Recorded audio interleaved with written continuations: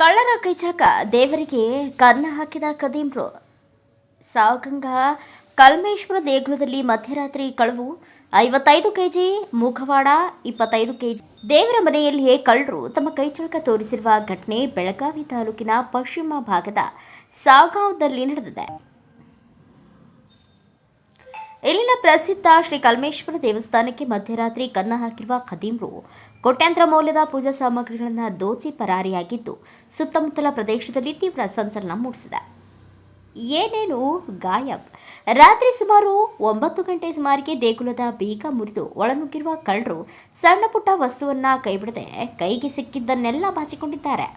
55 KG ತೂಕದ ಮುಖವಾಡ, 25 KG ತೂಕದ ಬೃಹತ್ ಗಂಟೆ, ಪೂಜೆಗೆ ಬಳಸುವ ಸಮಯ ಆಂಪ್ಲಿಫೈಯರ್ ಹಾಗೂ ಧ್ವನಿವರ್ಧಕ ಉಪಕರಣಗಳು, ಮಹಾಪ್ರಸಾದಕ್ಕೆ ಬಳಸುತ್ತಿದ್ದ ದೊಡ್ಡ ದೊಡ್ಡ ಪಾತ್ರೆಗಳು, ಪೊಲೀಸರ ಅಖಾಡ ಪ್ರವೇಶ.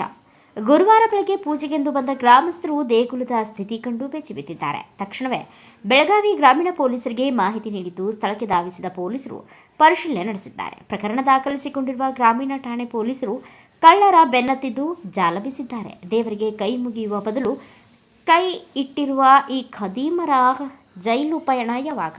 ಪೊಲೀಸರು ಇವರನ್ನ ಯಾವಾಗ ಕಂಬಿ ಹಿಂದೆ ತಳ್ಳಲಿದ್ದಾರೆ ಎಂದು ಇಡೀ ಸಾಗಾಂವದ ಜನತೆ ಕಾತುರದಿಂದ ಕಾಯ್ತಿದ್ದಾರೆ. Bureau report, Mantesh S Hulikatti, Bharata Vaibhava news, Belagavi.